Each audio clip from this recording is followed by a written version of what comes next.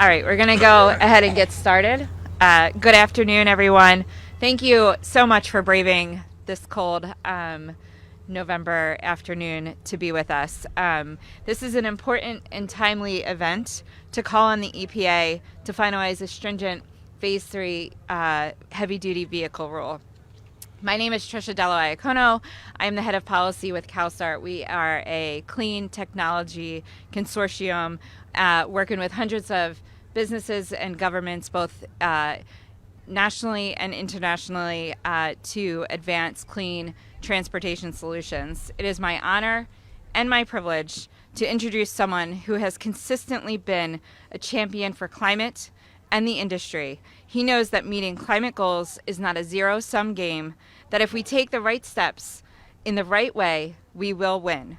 An incredible champion, not only for the state of California, but for the whole country. We are so lucky to have him in the Senate. Please join me in welcoming California's Senior Senator Alex Padilla.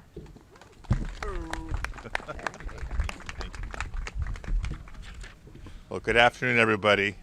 Thank you, Trish, for the introduction, and thank you all for joining us on this chilly, it's not cold for Rhode Island standards, but chilly afternoon. Proud to stand here alongside my friend and my colleague, Senator Whitehouse, and so grateful to have organizations like CalSTART as a partner in our comprehensive climate fight. And I especially thank the industry leaders who are behind us, who are working hard day in and day out to usher in a successful transition to zero emissions. Now, we're here today with a specific but urgent message for the EPA as they're finalizing their Phase 3 rule. Don't miss this chance to transform our transportation sector and safeguard clean air for all. The health of our planet and the health of our people depends on it. Now, growing up in Los Angeles, I vividly remember a couple things from my childhood days. One, days that riding school buses to and from school, that diesel exhaust is captured in the bus. Bad for your lungs, obviously, bad for your health, bad for kids' learning ability. And to think that today we have technologies like electric school buses that eliminate that diesel exhaust. Better for kids' health, better for the air, better for their learning ability. We're in a new day. I also remember days that we would actually be sent home from school early because the quality of the air was so bad. Not only could we not play outside safely, it wasn't just safe to stay in school. So those are concrete reminders for me of the real threat vehicle emissions pose to our environment and to our health.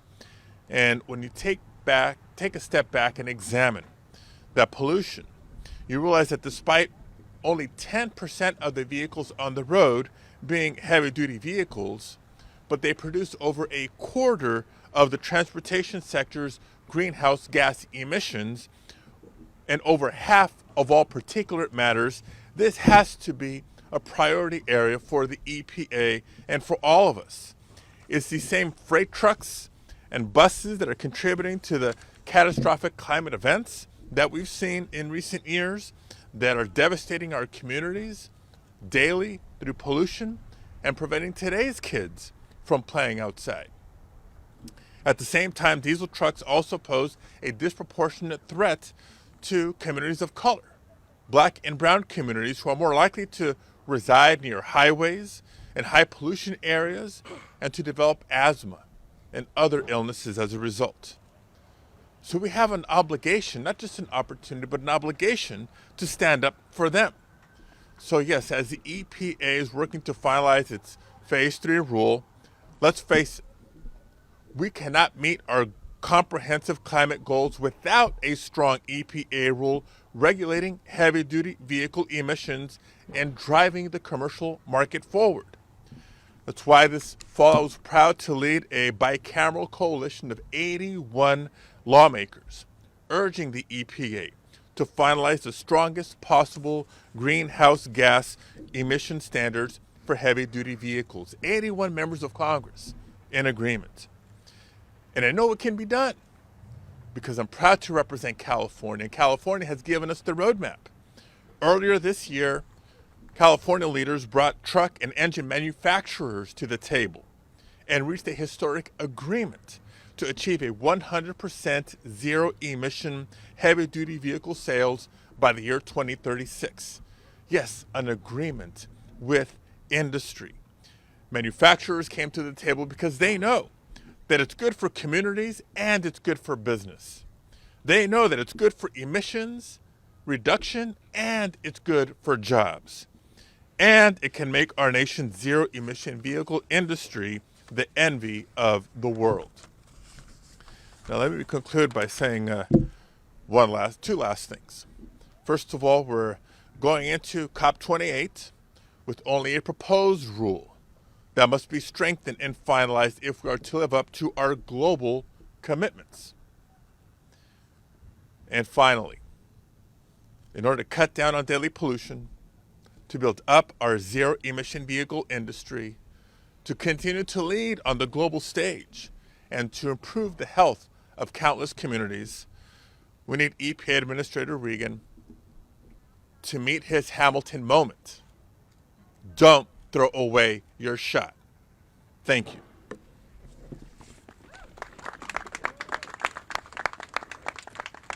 Thank you so much.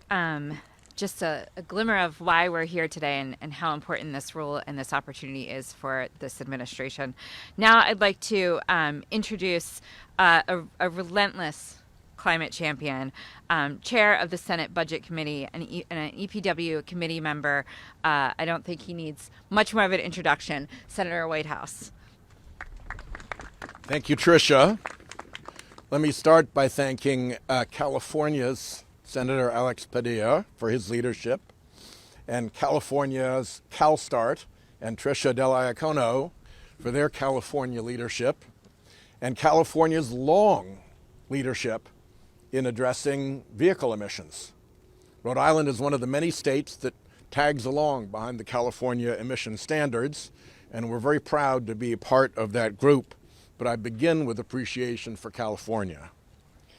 The transportation sector is the largest source of carbon pollution in the U.S. And within the transportation sector, trucks are the second largest source. So there are real gains to be had from cleaning this up. EPA has ample authority here, and I echo Alex's call to the EPA administrator to do this strong and do this quick. We don't want it to lurk over into Congressional Review Act territory. In order to meet our goals under the COP27 Global MOU, we need to do this kind of work. And if we're going to be prepared for the EU CBAM carbon tariff that is coming our way, we need to get ahead of it by lowering our carbon intensity so that we can compete more effectively. So as Alex said, this is about taking care of our health, because when these trucks and buses idle, it isn't just the carbon emissions that come out. It's about our economy, and it's about our responsibility to take care of this one planet that we call home. Thank you very much.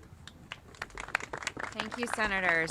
Now I'm going to introduce, behind us we have various different voices representing the industry sector. So I'm going to introduce Matt LeDuc with Forum Mobility. Thank you to CalSTART for putting this together, and thank you to the senators. And especially thank you to Senator Padilla, who represents the state where I'm born and raised in California. I'm Matt LeDuc, and I'm the co-founder. I'm the CEO of Forum Mobility. We build heavy-duty charging depots for battery electric trucks, and we provide those trucks plus that charging at a simple monthly price. Our initial fleet servicing the ports of LA and Long Beach of battery electric trucks have about 100,000 miles on them at this point and counting. And to expand that effort, we're going to be announcing a project tomorrow in Long Beach that's going to be able to charge hundreds and hundreds of trucks a day and continue to grow the infrastructure needed around those ports. The first part of my career over 20 years ago was in solar, and I think a lot about the parallels between solar and freight. I spent decades working to grow that industry to the point where we are now today, where we can add clean power more cheaply than fossil fuels. When I got my start, solar was a niche. It was incredibly costly. Now it's the fastest growing and cheapest source of new power globally. The recipe was simple. It took clear goals and a lot of thoughtful leadership, like this, to grow and scale and bring down the costs. It was a lot of work, but the benefits today are clear. Solar is a foundational part of our clean grid and provides us hope for the future. There's that similar opportunity that we have today in freight. We do this work at Forum because our communities deserve it. My kids deserve it.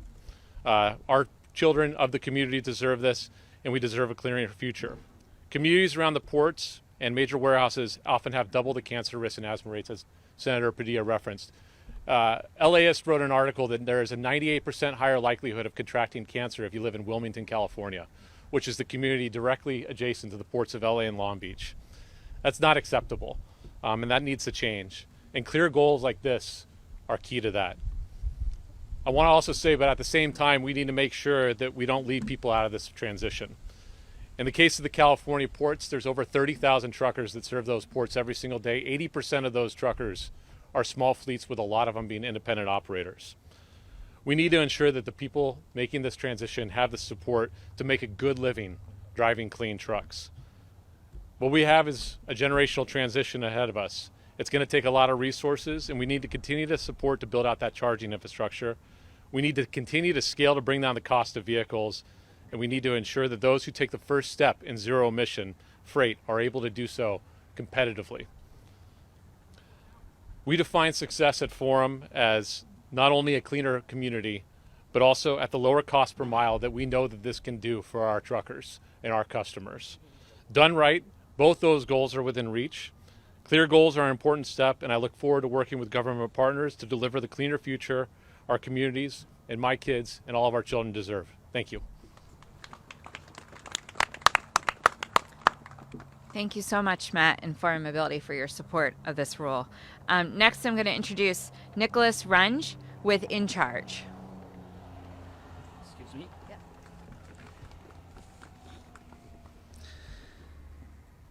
Yep. Thank you very much, everyone. Thank you, Karlstad. Thank you for the present senators here for having us. My name is Nicholas. I'm with In Charge Energy. In Charge Energy is a turnkey EV charging solution provider who manufactures, sells, and maintains EV charging solutions all across the nation. We are taking a holistic approach to electric vehicle charging with all the processes along the whole value chain. Today, In Charge is already providing turnkey fleet electrification services to hundreds of fleets. Yeah? If they are last mile delivery vans, food and beverage trucks, or school and transit buses, we are shipping today and installing over 150 chargers per week.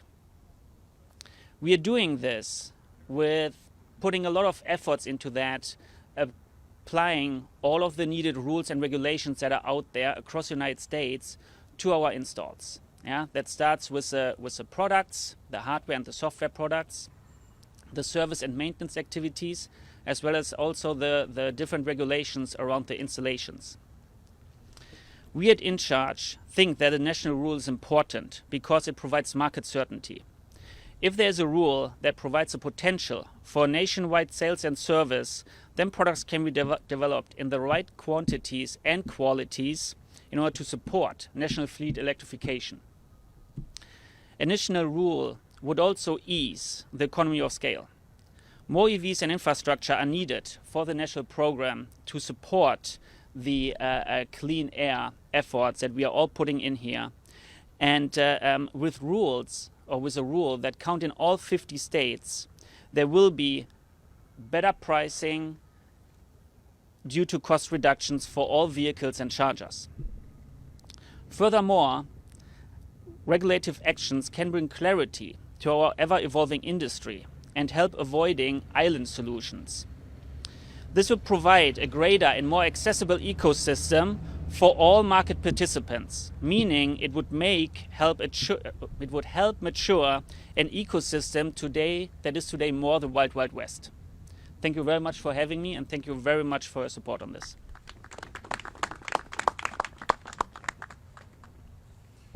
Thank you, Nicholas. Next, I'd like to introduce Lion Electric, Nate Baggio.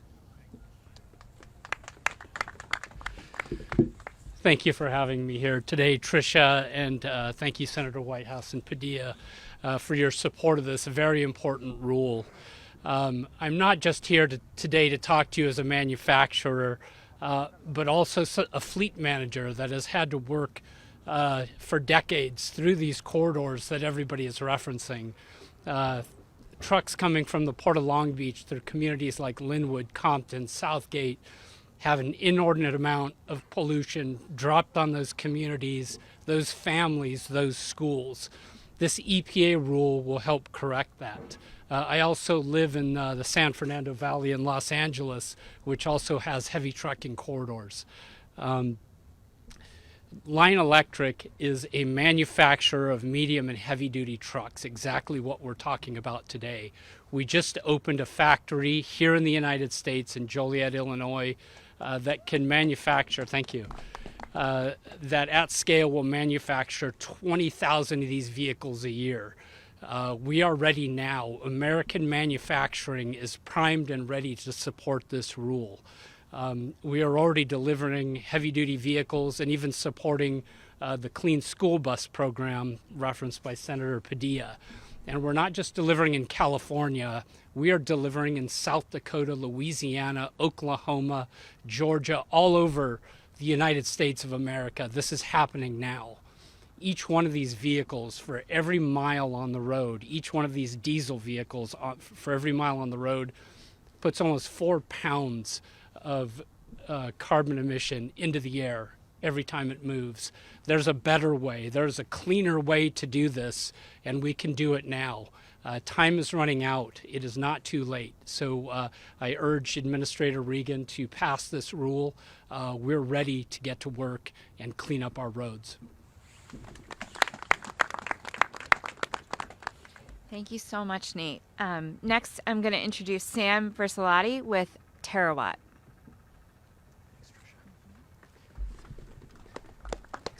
Thanks again to Tricia and CalSTART for bringing this group together. It's very important for industry to be joining our leaders from the Senate in calling for a strong, heavy-duty Phase 3 vehicle emissions rule. Terawatt Infrastructure is a California-based company building a nationwide charging network for fleet vehicles. We are starting our build-out on the I-10 electric corridor, which we hope will serve as a model for the rest of the country in their corridor development. The I-10 electric corridor will involve 7 sites between Long Beach and El Paso, Texas, and we are actively developing and constructing these sites over the next year. We recently announced the acquisition of 2 additional sites in California's Inland Empire region. Each day, we are having more and more discussions with fleets seeking to electrify. We are here with one message today. The charging infrastructure needed to support this rule will be there. It will be rolled out in alignment with the needs of fleets and the needs of our government partners. And Terawatt is ready to be that partner here and into the future. So thanks again to the senators for their support of this rule. We hope that Administrator Regan and the EPA will take these comments to heart and move fast to finalize this rule by early winter of 2024. It's so important for our air quality. It's so important to send a market signal to start deploying more and more capital into heavy-duty charging infrastructure. And we hope to see more and more companies like Terawatt starting to run headfirst into this challenge and enable electric trucking today. So thanks again. Thanks. Thank you so much, Sam. One more speaker from the industry voices. We're going to hear from Ben Drake with Workhorse. All right. Oops. Thank you, Tricia, and thank you to the senators for your leadership. We really appreciate the opportunity here today. So, Ben Drake with Workhorse. This is such a critical environmental issue, but it's also an important issue for the nation's fleet owners and operators. So just a little bit about Workhorse. We are an all-electric class 4, 5, and 6 EV manufacturer. We also manufacture drones, and we also run a fleet electrification business called Stables by Workhorse. So 3 business lines, and the trucks that we manufacture are 100% electrifiable for the segments that we operate in, so across 4 through 6. So these are your last mile delivery routes. This is the vocational work trucks, all these applications that are electrifiable today. And I'll give you an example of this. So for the packages that we receive on our front doorstep or our businesses across the country, 97% of those routes are less than 150 miles. And actually 70% of those routes are less than 100 miles. So this entire segment is fully electrifiable today. We also have our stables and stalls business. And so this is our fleet electrification initiative. We bought actually a FedEx ground route. And so we are a fleet owner and operator and a manager on the transition.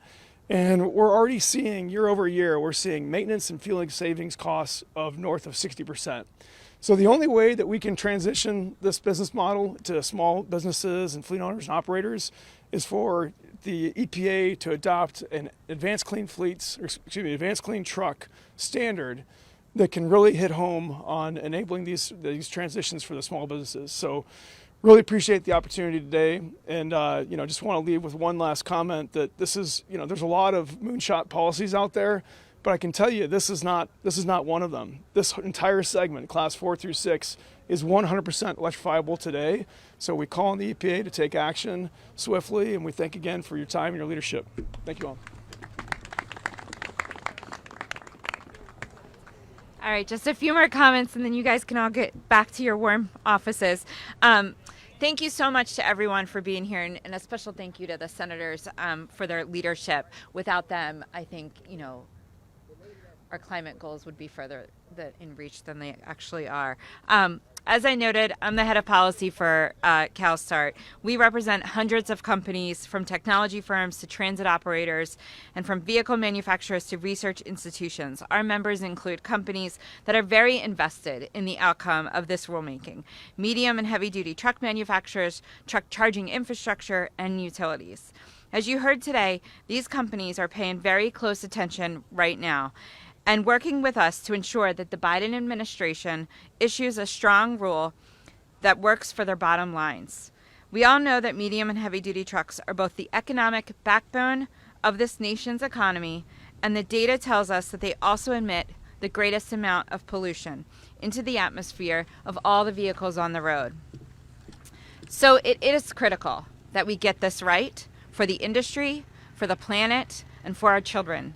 And right now, companies are desperately seeking the market certainty so that they can plan for the next 1, 5, and 10 years of their business that this rule will bring. Last year, as Senator Padilla referenced, at the COP, United States signed a global MOU on zero-emission medium and heavy-duty vehicles, which committed us to working with countries around the world to enable 100% zero-emission new truck and bus sales by 2040. But with COP28 starting tomorrow, it is a missed opportunity to bring about the most meaningful emission reductions to the transportation sector while also providing environmental justice communities protection. With the strong standards set in California and other states, we already have 30% of the U.S. population living in states with strong standards for clean trucks. But without a long-term, consistent national standard from the EPA, it is very possible that we will continue to hedge on reducing emissions from trucks for the next 30 years. Industry will be forced to manage varying standards, and we will fail to bring in emissions in the transportation sector to net zero by 2050. CalStart tapped into our members' expertise to determine how we can build out the charging infrastructure for trucks to meet this timeline. And we developed a roadmap that shows us how to achieve this in a smart, feasible, and phased-in way. We already know that the private sector will cover the vast majority of costs related to building the charging infrastructure we need. And this roadmap has the backing of the most important players in commercial transportation who are ready and willing to make it happen. As we heard from InCharge and Forum Mobility, these companies represent billions of dollars of private investments that are already being made to support this transition. What I really want to leave you all here with today is a strong message from the very industry that will be required to build the trucks, the charging stations, and everything in between. We are ready to meet this challenge. We have the technology and the know-how, and we are asking the Biden administration for the market certainty of a strong Phase 3 heavy-duty vehicle rule. And now I'd like to turn it over to any questions from the media for our participants.